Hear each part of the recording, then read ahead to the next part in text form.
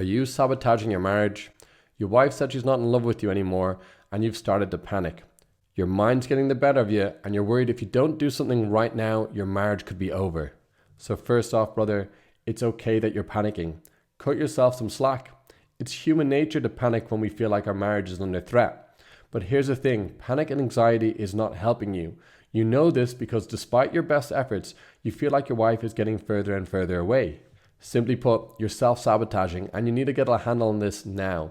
But don't worry, you're in the right place. Today I'm covering the reason why you're feeling anxious and how to break the cycle of acting impulsively and sabotaging your marriage. And be sure to stick around to the end of this video where I'm going to teach you how to regulate your emotions in real time and eradicate anxiety for good. When your wife says she's not in love with you anymore, your parasympathetic nervous system kicks in, whose primary role is to keep you safe.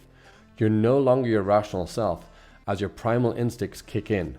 Your heart is racing and you've got adrenaline coursing through your body. Brother, you're in fight or flight. Boy, that escalated quickly. You're going down a rabbit hole and your mind is starting to play games with you. It's playing out the worst case scenarios. There's no way back. Is she seeing someone else? My marriage is over. Brother, you're literally experiencing your primal instincts. Your mind is hardwired for survival, not for happiness. And this survival instinct, running unchecked, is going to sabotage your marriage. Stop! Hammer time! So let's take a hammer to this survival instinct and break this unconscious cycle by making you aware of what's really going on. Break the cycle. So when an event occurs in your life, the first thing that happens is you form a thought about that event. And that thought causes you to generate an emotion. So you start to feel a certain way. And when you're feeling a certain way, guess what happens next? You start to behave a certain way. So you act out based on that emotion. And that behavior, you get then feedback from your external environment, and that either confirms or denies that original thought. And this is a cycle that we're going through all the time. And if it runs unchecked and it runs many times, what you end up forming here are beliefs, a belief about what's possible and not possible. So let's look at how this is playing out currently in your marriage. So you start to have a thought about, I'm losing my wife. And this causes you to feel sad. So what do you do next? You act out and you send her a text message because you want to contact her and get some feedback and see where you stand with her. She doesn't respond, and this just confirms that feedback loop that you're losing your wife. So now it should be making sense why people say, change your thoughts, change your life. But it's not the complete truth. Because when you're in a situation like you're in, a very stressful situation where your primal instincts have kicked in, it's not enough just to say to your mind, oh, I'm safe, I'm okay, I'm going to reconcile with my wife. Mindset is important, but it's not the most important thing. What's much more important is that those emotions that you're feeling, you got to feel those emotions and process them. Because if you don't, you keep acting out on those emotions. Now, like I said, stick around to the end of this video where I'm going to teach you how to process these emotions so you can stop acting anxious and start getting new results and get on that road to reconciliation. The second step is you got to shift your focus.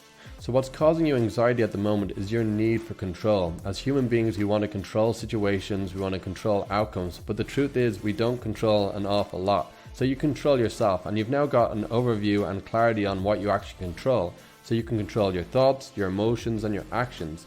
You do not control your wife, but you can influence her, and it's more than enough when you focus on yourself and start doing this work that you can influence her, that she sees these changes and she wants to check back into the marriage. Number 3, reframe the situation. So this is a powerful tool that we use in coaching to help you see new perspectives. So right now you've put a frame around your current situation. It's what we all do as human beings.